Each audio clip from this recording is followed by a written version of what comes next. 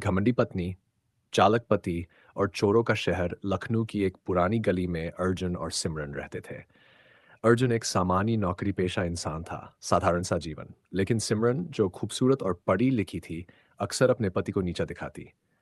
अर्जुन वह अक्सर कहती, अगर मैं चाहती तो किसी अमीर व्यापारी से शादी कर लेती, पर देखो, मेरी किस्मत देखो, तुम्हारे जैसे गरीब आदमी के साथ फंस गई हूं।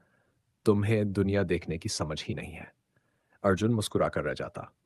वह जानता था, घमंड का इलाज केवल अनुभव है। एक दिन सिमरन बोली, अर्जुन, मुझे घूमने जाना है। मैं बोर हो रही हूँ, तुम हमेशा घर और काम में लगे रहते हो। चलो कहीं बाहर चलते हैं। अर्जुन ने कहा, कहाँ जाना चाहती हो? जहाँ अमीर लोग रहते हों, जहाँ बड़े बड़े बाजार हों, सिमरन बोली। अर्जुन ने धीरे से कहा, ठीक है, लेकिन जो होगा उस यात्रा में, तुम मुझ पर भरोसा रखोगी। सिमरन ने हंसते हुए कहा, ठीक है, तुम्हारी ये छोटी सी शर्त भी मान लूंगी। यात्रा शुरू हुई। बस से सफर करते हुए वे दूर दूर तक निकल गए। रास्ते में एक ड्राइवर ने कहा, उस तरफ मत जाए, वहां है चोरों का शहर। वहां कोई ईमानदार नहीं, हर कोई ठग है।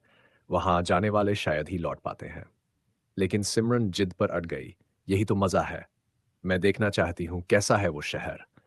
अर्जुन ने समझाया, लेकिन आखिरकार उसे पत्नी की जिद के आगे झुकना पड़ा। शहर दूर से किसी सपनों के महल जैसा दिख रहा था। ऊंची ऊंची इमारतें, रोशनी से सजे बाजार, महंगे कपड़े पहने लोग। सिमरन खुश हो गई। देखो अर्जुन, कैसा शानदार शहर है। लोग बेकार ही डराते थे। अर्जुन मन ही मन सोच रहा था, जितना बड़ा दिखावा उतनी बड़ी ठगी। सिमरन को भूख लगी। दोनों एक आलीशान रेस्टोरेंट गए। तरह तरह के पकवान परोसे गए। सिमरन बोली, देखा अर्जुन, कहाँ गया तुम्हारा डर? लेकिन बिल आने पर वेटर बोला, यहां रुपए नहीं चलते, बदले में तुम्हें अपने गहने देने होंगे। सिमरन चौंक गई। मजबूरी में उसे सोने का कंगन देना पड़ा। अर्जुन चुपचाप मुस्कुराता रहा। बाजार में सिमरन ने सुंदर कपड़े देखे। उसने तुरंत खरीद लिए। लेकिन व्यापारी बोला, पैसों की कीमत यहां नहीं। बदले में या तो अपने गहने छोड़ो या फिर जान। सिमरन घबरा गई। तभी अर्जुन ने चालाकी से कहा, भाई, अगर गहने चाहिए तो ये लो। बदले में हमें तुम्हारे नकली सिक्के दे दो, कहीं और हमें काम आ जाएंगे। व्यापारी हंस पड़ा और नकली सिक्के दे दिए। अर्जुन ने कपड़े लेकर पत्नी को बाहर निकाला। धीरे धीरे अलग अलग दुकानों और चालाकियों से सिमरन के लगभग सारे गहने चले गए। उसका अहंकार टूटने लगा। वह रोने लगे, अर्जुन, मुझे बचा लो, मैं बहुत बड़ी भूल कर बैठी हूं। अर्जुन ने कहा, यही सच्चाई है सिमरन। दुनिया केवल चमक से नहीं चलती।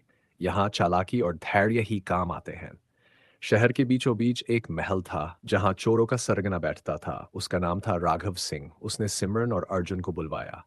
तुम नए आए हो, यहां से निकलना इतना आसान नहीं। जो भी आता है उसका सब कुछ मेरा होता है। सिमरन कांप गई। लेकिन अर्जुन शांत खड़ा रहा। उसने कहा, राजा साहब, अगर हम यहां टिके तो आपको फायदा होगा, मैं आपकी मदद कर सकता हूं। राघव ने पूछा, कैसे? अर्जुन बोला, आपके लोग आपस में ही लड़ रहे हैं। अगर मैं उन्हें अपने जाल में फंसा दूं तो सब कुछ आपका रहेगा। राघव हंस पड़ा। ठीक है, देखते हैं तुम्हारी अकल। अर्जुन ने चोरों को आपस में भिड़ा दिया। कुछ को बोला कि सरगना उन्हें धोखा देगा, कुछ को नकली सिक्के पकड़ाए, कुछ को झगड़ा कराया कि किसने ज्यादा चोरी की है। कुछ ही समय में चोर आपस में मारपीट करने लगे। अराजकता का फायदा उठाकर अर्जुन ने सिमरन का हाथ पकड़ा और बाहर की ओर भागा। दोनों जैसे तैसे शहर से बाहर निकल आए। सिमरन हाफ रही थी, लेकिन अब उसकी आंखों में आंसू थे। वह अर्जुन के पैरों में गिरकर बोली, मुझे माफ कर दो। मैं हमेशा तुम्हें ताने देती रही, लेकिन आज समझ में आया कि बुद्धि और धैर्य ही असली ताकत है। अगर तुम न होते तो मैं कभी जिंदा वापस ना पाती। अर्जुन ने उसे उठाया और कहा, सिमरन, अब अगर तुम्हें सबक मिल गया है तो यही सबसे बड़ी जीत है। उस दिन के बाद सिमरन का घमंड हमेशा के लिए टूट गया। उसने अर्जुन को केवल पति ही नहीं, बल्कि जीवन का सबसे बड़ा सहारा मान लिया। शिक्षा घमंड का अंत हमेशा बुरा होता है। असली ताकत धन या सौंदर्य में नहीं, बल्कि धैर्य और चतुराई में होती है। पति पत्नी का रिश्ता सम्मान और विश्वास से चलता है।